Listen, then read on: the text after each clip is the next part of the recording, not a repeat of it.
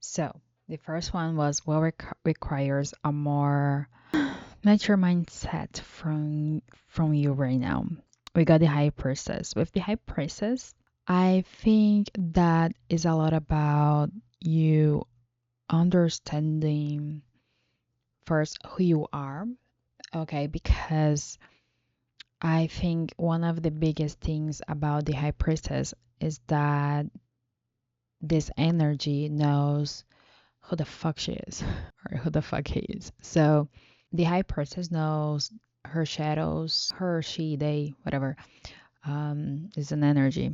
But the high priestess knows the lights and the shadows. So that's why there's like two pillars usually on the high priestess card because one is the shadow and one is the light.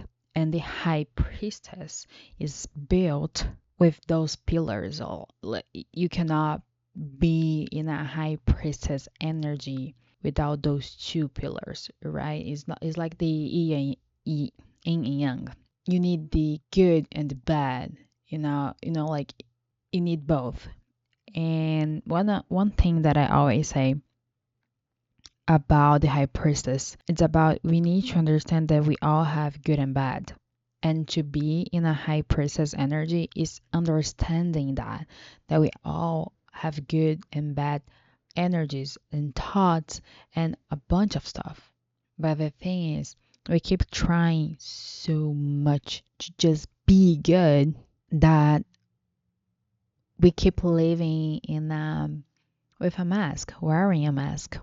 Because when you accept your shadows, you can truly be yourself. You can truly choose to be yourself because then you know your light and your shadow, your lights and your shadows. And on a daily basis, you're so self-aware that you can pick between them. Who you're gonna be today? You're gonna be more on your light, you're gonna be more on your shadow. We need both to be in balance. So I think this is the biggest thing, right, for you that you need a more mature mindset. Now, with the high priestess, I also think that you need to understand your energy, who you're around with too, like because the high priestess is a lot about being guarded